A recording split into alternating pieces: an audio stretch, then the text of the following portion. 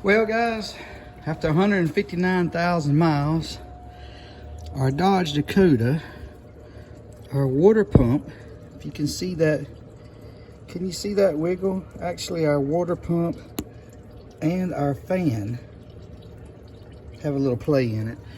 Noticed that whenever I was changing the oil. Guys, a little heads up on these 4.7s.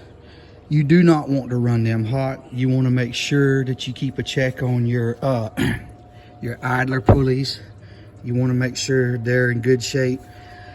If you check around in your local junkyards, you'll find that these 4.7s are really hard to find. Anyways, I've always tried to keep a check on my water pump, and I've already replaced my idler pulleys and belt one time before, and just trying to stay on top of it. As expensive as vehicles are, I'd love to upgrade to a newer truck, but right now truck prices, I don't know if they're going to come down or not. People are just paying ridiculous prices, and if they're paying them, why should the dealership drop the prices? You know, even used trucks is ridiculous. So we're going to keep limping on with the old Dakota here. She has been pretty good to us, so we're going to do a little water pump maintenance here and try to do the best we can to keep the old engine running good. Okay, guys, so I went ahead and took out the windshield reservoir, makeshift fan shroud, coolant radiator recovery. It's only if you take and I put a small piece of hose with a bolt, because when you take this hose off for your windshield reservoir, all your fluid will run out. So I just made this makeshift hose, but it's only two 10mm bolts. One is right there, and then another one right here. So look how much more room it gives you, just two 10mm bolts. So now we can really get in there and get to the water pump and everything. I just wanted to show you what kind of room you get. It takes about 5 minutes to get it out of there, and it will come out with the radiator hose on. So anyways, just showing you the difference between with it in there in the way and out of the way. What a huge difference in room. So we're going to go ahead, we're going to leave the belt on, and I'm going to get me a tool down in here to loosen this nut, because like I say, see the looseness? Also, our water pump is loose. See that looseness in that fan? So I'm going to go ahead and replace them. Alright, so I rolled the blades around. There's a spot where it has a wider opening. So I rolled that around. I left the belt on, and hopefully we can get this broke loose. That might not be the case. I might have to get a hammer.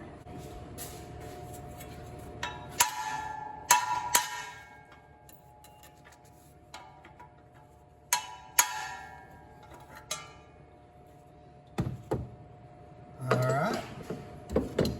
The tension's not strong enough to hold it, so I'm going to get me a little punch and see if we can break it loose.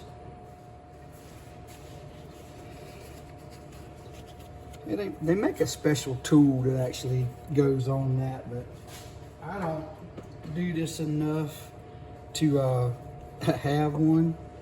A lot of your newer cars today don't even have fan clutches, so the belt tension wouldn't hold to get this loose. So I got me a long pipe and hammer. Let's get just on the edge, give it a good smack. Oh, there we go.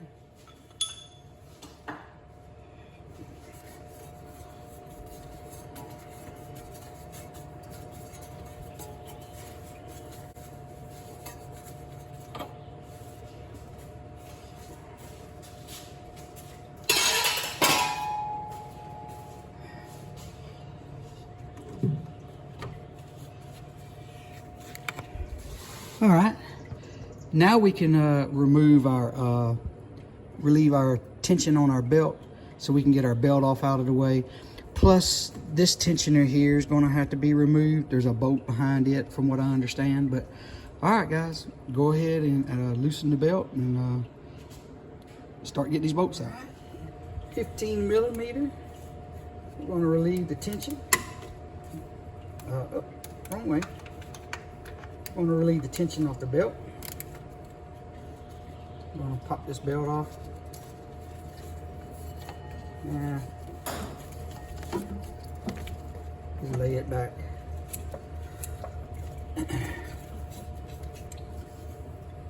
Alright, now's a good time to check make sure your tensioner is in good shape. And we know that this is a 15 millimeter, and we also know that this pulley has got to be removed because there is a bolt behind it. So let's go ahead and take that off. You know, guys, I may go ahead. These pulleys feel pretty good. I might just go ahead and change these out as well. Make sure there's no spacer on the back. Some pulleys have spacers. Make sure there's no spacer on the back that falls off. And now you can see the bolts. Now you can see the bolts that was being hid behind that pulley. We're going to take all the bolts off around the water pump and remove the pump. Now, guys, of course, there's always that one bolt. This one right here, it's been a little hard to come out. It comes a little bit. It comes out a little bit, then it starts getting tight. So I'm taking my time. I don't want to get it in a bind. I'm just taking my time a little bit here. I don't know if it's corrosion, rusty bolt. Rest of them come out pretty good, you know. But I definitely don't want to break it off. So I'm just taking my time. I'll turn it out a little bit when it starts getting maybe friction from heat. I'll stop, let it cool, because I definitely don't want to break it off. But I'm going to leave all the bolts around the water neck. I'm going to leave them all in because it's my understanding some of these bolts are different lengths, and I'll just pull them all out together that way, and then I can see what's what. All right, guys, so we wound up getting the bolt out, and as you can see, there is some corrosion or whatever's going on there. If it'll focus, that's what was making it hard to get out. I'll get the water pump off. I'll inspect up inside the hole. I may go back with a little anti-seize on these bolts just for safe measure, but we'll get this bolt cleaned off, and it looks like maybe it's just some corrosion from the maybe the aluminum, and but I'm glad it came out for sure. All right, guys, got the old water pump off. I'm going to take an abrasion pad and clean this aluminum. You want to be careful if you go to scrape it. You don't want to make a gouge in here because this thing has a little O-ring that goes around the water pump and seals it. If you scrape it and you scrape away aluminum or make a deep gouge, then you're opening yourself up for a water leak. So here's the old pump. I got the new one sitting right beside it. They both look the same. And here is where we'll be putting the new O-ring to mate up to the surface that I was talking about on our water pump housing. So, yep. And these bolts, they are different lengths, like I was talking about. So, anyways, all right, guys, I'm gonna get that housing cleaned up and get that new O-ring secured in here, and we'll start bolting it back up. I'm going to take one of these sponge. It's like a sponge, has a real fine sandpaper. I didn't have a piece of wool or anything, but this is soft enough. It should be able to clean that up and really not give us, yeah, see, that's all you want. Just want to, you just want to clean that area up. That'll work fine.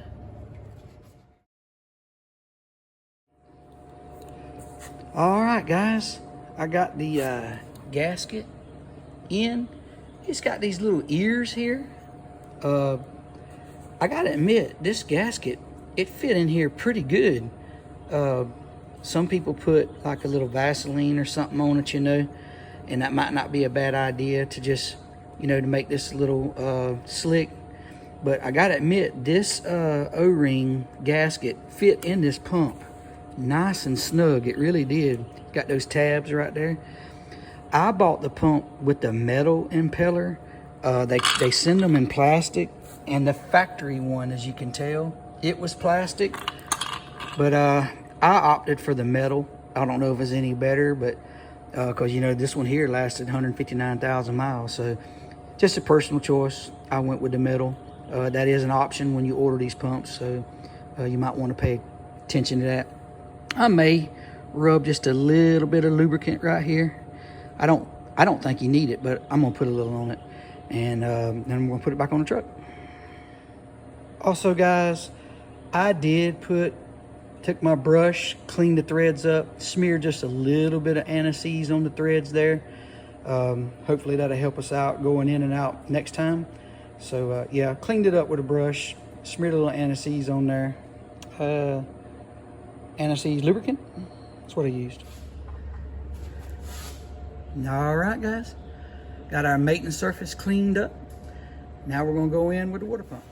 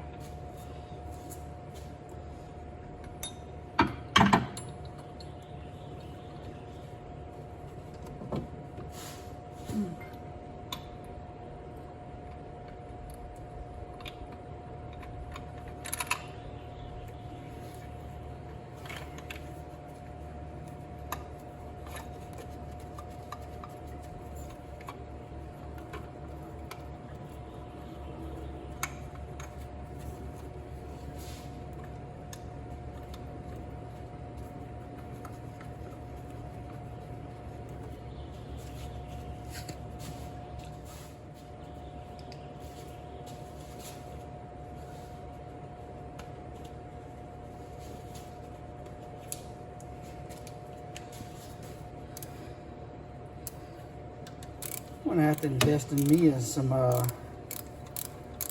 electric ratchets and impacts. I like to get everything started by hand. I like to start the bolts by hand, get a couple threads started. That way I know that I'm not cross-threading anything. So just something I like to do. Make sure everything's getting started. And when you tighten this water pump, folks, just don't start at one bolt and then tighten it and go all the way around, because you could risk the chance of breaking it. So I usually start like on the opposite side and just kind of start drawing it up and just work in a star pattern. That's what I do.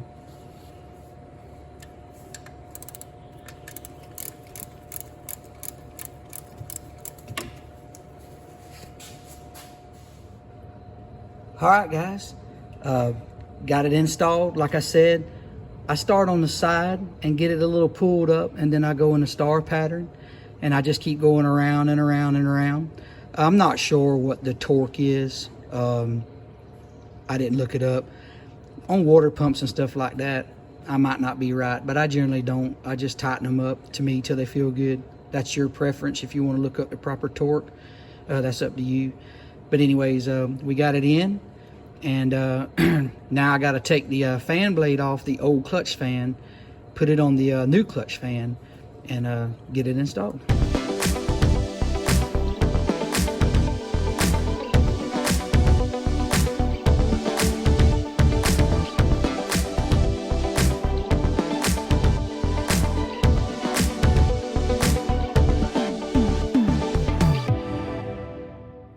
Guys, on a quick note, I don't know if you can see it down there, but my radiator petcock, it has like a butterfly. And if you can see right against the frame, the radiator support, every time I tried to loosen it, the butterfly would hit the core support, and all it would do is drip. I couldn't get it out far enough. So I just wound up taking off my lower radiator hose right there. So that's up to you. But like I say, I couldn't get my petcock loose, and that's just the way I went. Just give you a heads up on that. This time, guys, these don't feel too bad. I have replaced them before, but I think I'm gonna go ahead and pick some up. They're very easy to change. They're right here. It's not hard to change, even with the fan. I think I'll go ahead and pick some up. Should have went ahead and got some anyway, but I knew I'd change these out. a couple years ago. Still in good shape. There's a little wobble to that one. I'm just gonna go in and change them out.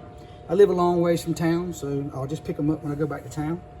I'm gonna go ahead and reinstall the pulleys, and I'm gonna go ahead and put the belt on. That way the fan is not in the way of putting the belt on. Make it a little bit easier on me. Get it going the right way.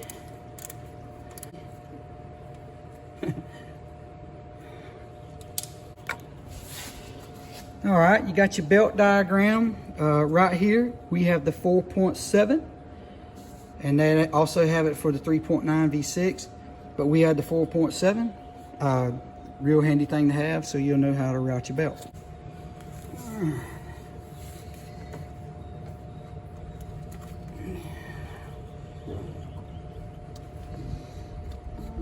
Power steering pump.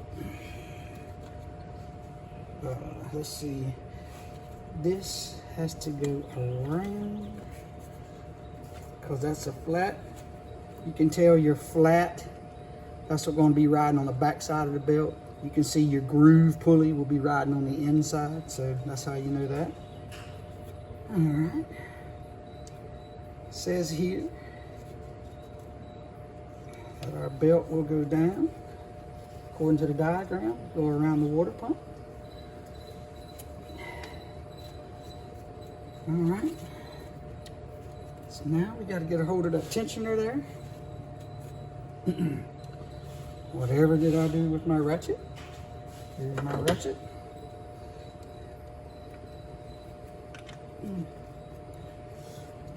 I tell you, I think I am going to go ahead and put this here. Not sure if this is going to be easier or not. Maybe not. Let's see if I can get it around my air conditioner compressor up top. Probably need to take that extension off.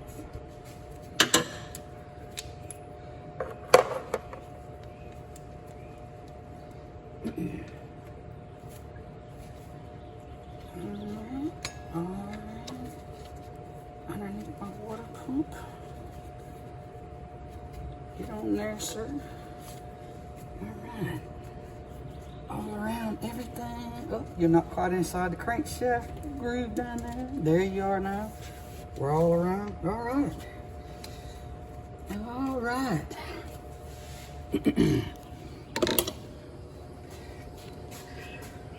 We're all around, backside, crank.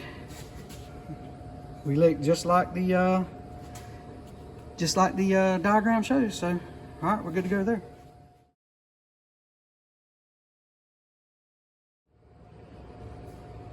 All right, guys, just screwed the fan on, righty-tighty, lefty-loosey. Took my wrench, tightened it, just for safe measure. I took the same punch and just, you know, for peace of mind, give it a little tap, make sure it was good and tight. All right, now we put the radiator reservoir back in and add fluid. All right, guys, we're gonna take our two 10mm bolts. There is one down here below the radiator hose on the driver's side. I'll probably drop it 100 times before I get it in there because I know me. It's no fun unless you drop it 10 or 15 times. Oh man, I got her, man, right in there. Holy cow. Wow. I better take time and look around. I usually don't have that kind of luck. Something must be wrong.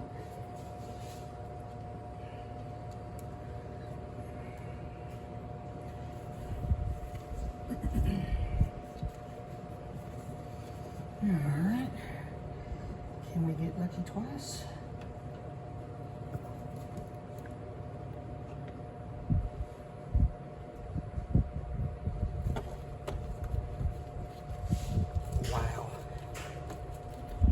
Wow.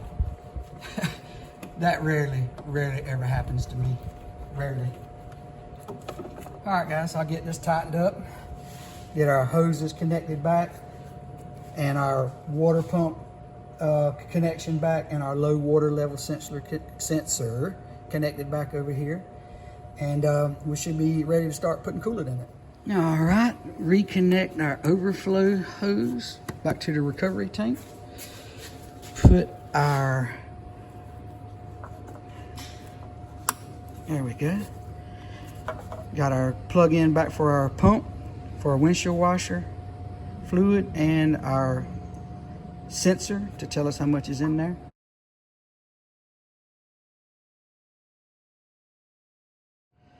All right, give it a one quick over look, and I think we're ready to add coolant and burp the system.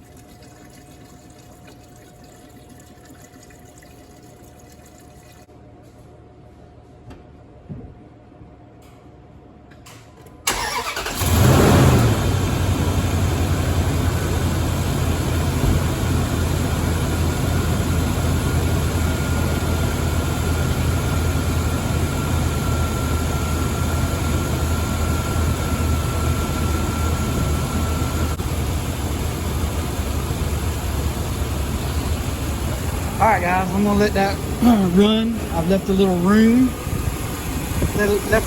in there, so when it heats up, thermostat opens up and it can expand, and we can get the air out of there. And I'll just, as the thermostat heats up and allows the coolant to flow through the block, push the air out, I'll just keep adding and adding and adding until we're topped off. All right, guys, there you have it. We're up to temperature, thermostat's open. Don't mind that check engine light, that's an evap. I need a new gas cap. That's why that check engine light's on.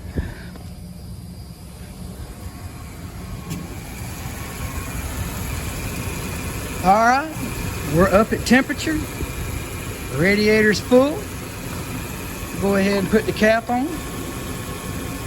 Still got a couple bubbles here and there, but for the most part, I've revved it up a couple times, so we're gonna go ahead and call that good. Put the cap on.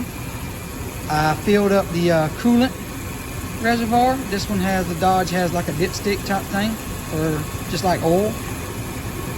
So I made sure that was up to par. All right, guys. I'm gonna end the video here. I had to put that water pump on. I thought I'd film it for you guys, and maybe it'll help somebody. All right, guys. For everybody that likes the videos, thank you very much. For those of you that shared, appreciate it. And for those of you that have subscribed, thank you from the bottom of my heart. Have a good one, guys.